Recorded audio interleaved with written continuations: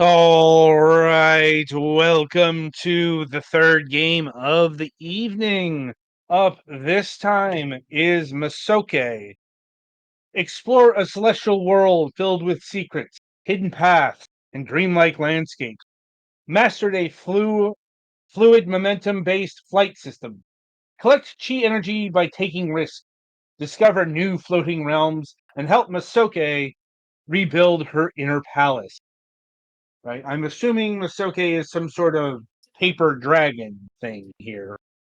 It's a girl. She's just on an hang glider. I don't know though because we'll get to it. Okay, so yeah, this game was given to the Golux for review, so over to him with the details, and I think you have some technical things to get through first. So first off, when I first tried to load this game, it just did nothing for quite a while. I canceled it and loaded it again, and then it took a couple of minutes to actually finish loading.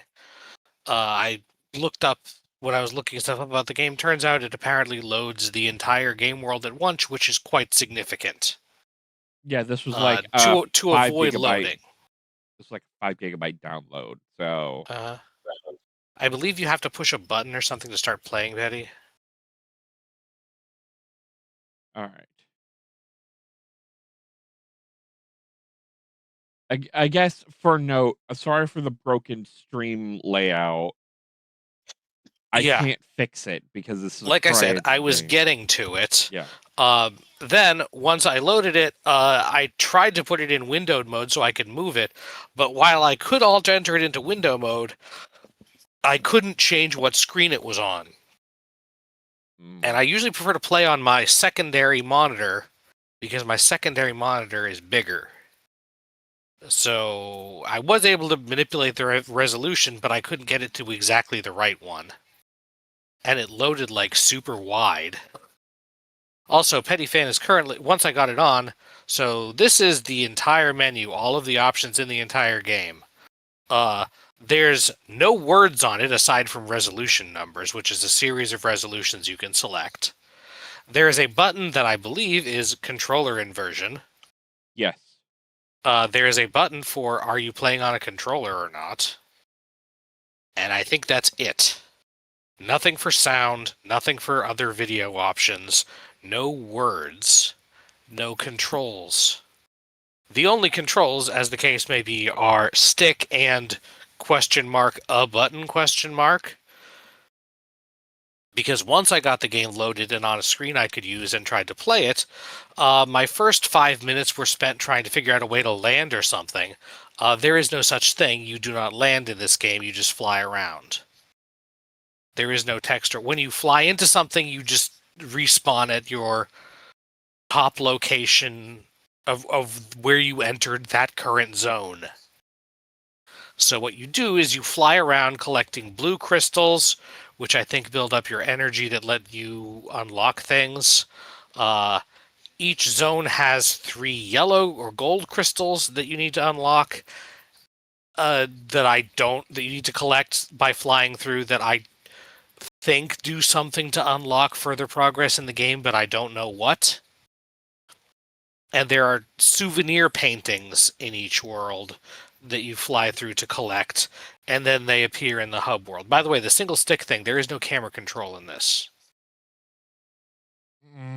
Also, they don't give me a button to fucking bank.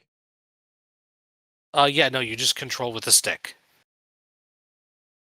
The A button is that when you're in the menu or when you fly into one of the few other features that there are little sigils floating in the air that you can fly into, that effectively functions like a telescope. You fly into them and then you can look around.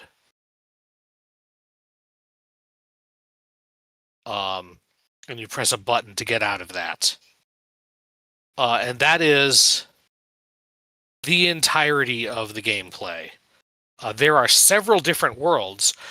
There are in every world except for this is like the tutorial stage. You will notice the lack of tutorializing.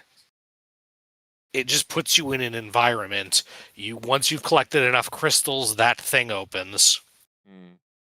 I don't even know if you need to actually collect the 3 gold crystals in this one to progress.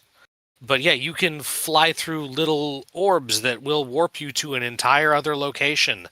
Uh, you do not come out of an orb on the other side. You appear at a central location. And you have to find another orb to maybe get back to where you came from or go somewhere else. Also, sometimes there are like big door-shaped paintings that definitely take you to another world, and they look like the ones that you use in the main hub that you have to complete this tutorial stage to unlock. To Yeah, you use those to select like the main world. There seem to be time of day variations and possibly season variations, but because it moves you around so much, I could not tell when I was in the same thing sometimes. You're gliding, you're not flying. So generally, you have pretty good movement. You don't like fall fast, but you cannot ascend rapidly unless either you find an updraft or I believe after you break one of the crystals, you get powered flight for a short time. Yeah, and that's mostly just to pull your ass from hitting the ground. hmm So yeah, it's just find the flying things. I mean, the point of the game is allegedly to be a meditative experience, which yeah, it can do that. But I don't feel like putting words on the menus or giving a little bit of a story or like having when you're in the main thing having you walk around as yourself instead of okay, so you need to talk to the crystal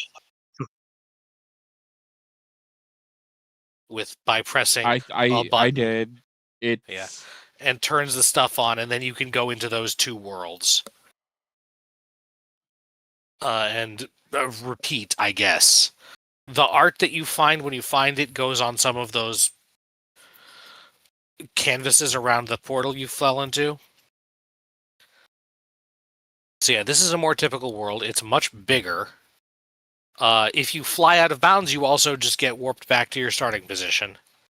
Out of bounds is not very well marked because the scenery does go out past it. mm, It's very pretty, yeah. but it could use some like conveyance at Ag- all. Again, it's a CryEngine game, so it's going to look pretty. Yeah, it could have some conveyance at all. Mhm. That's about all there is. I don't know how many worlds there are in this. There are at least 4 paintings in the main world that you apparently can go through once you unlock them, but I'm not even sure how you actually have to unlock other ones after the first because there's no text in this game. I feel like this wanted to be Journey, but There's also no button to like manually return to the top of a zone. You have to either fly into something or go out of bounds. yeah. And Which like I said, when you do that, you go start back at your current last warp. So if you warped through a painting, if you were in the middle of collecting stuff in one world, accidentally or intentionally fly through a painting or a portal, and then die, it starts you back after that, and you have to figure out your own way back to the place you initially came from. mm, So to be a game needs to have good gameplay. It also needs to tell you what the rules of the game are. mhm. And this one really doesn't, and unfortunately I have to ding it pretty hard for that. It's fun if you don't mind just flying around, but there's just enough like, oh hey, there's a thing that I can tell that you're supposed to get to be able to go through, but I don't know how to do that And I guess something to for it to note, get a little bit frustrating.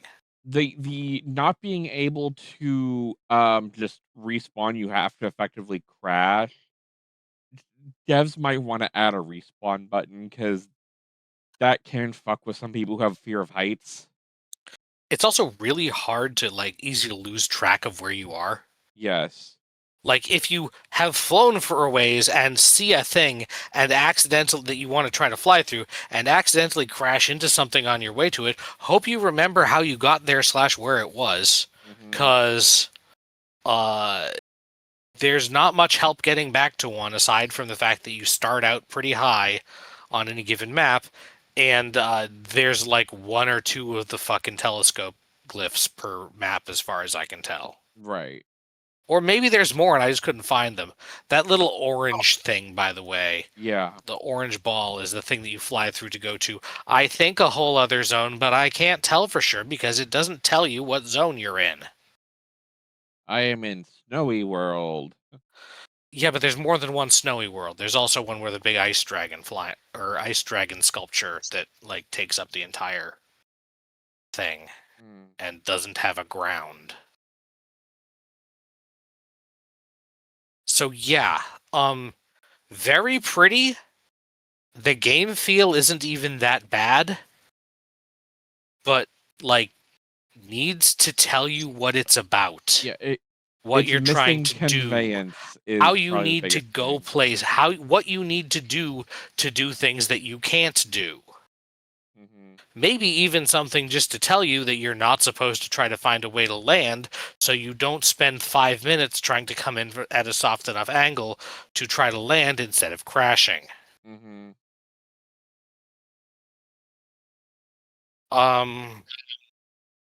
The music is also chill. There isn't a whole lot of it though.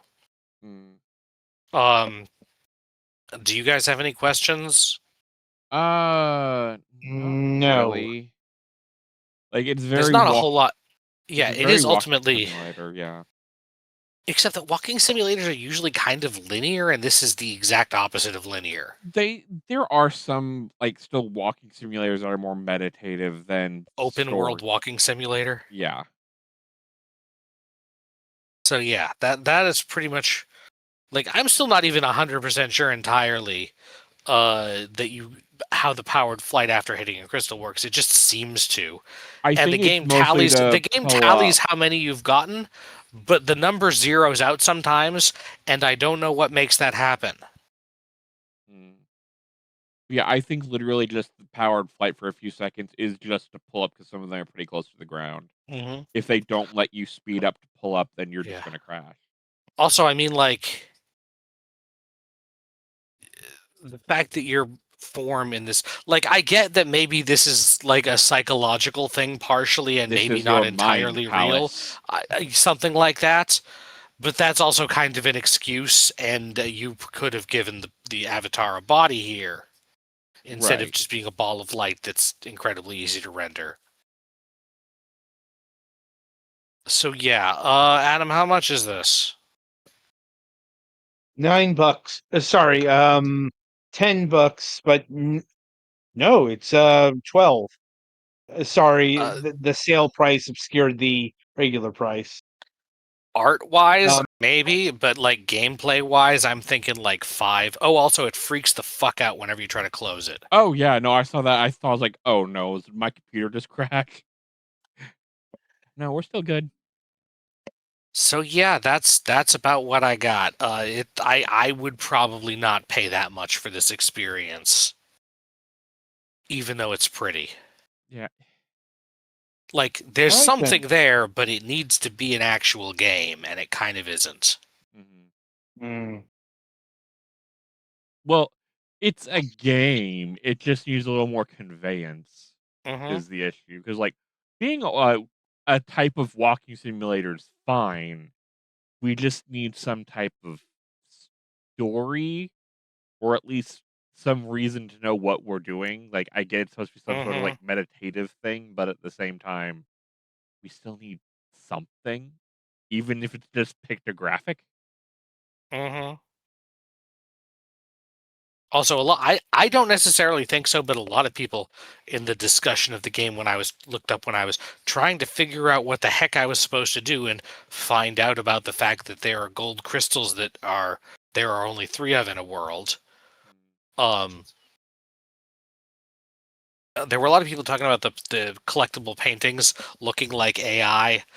I don't have a strong sense for that, so I can't say for sure. Let me look if there is an AI disclosure. There is not a disclosure that I could see. All right.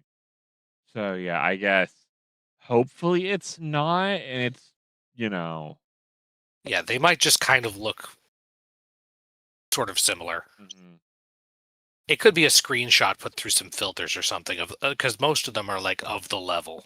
right. Anyway, that's about all I've got, I think. All right, then. So that'll about do it for Mesoké here. Be sure to tune in after the break as we review Titanium Court.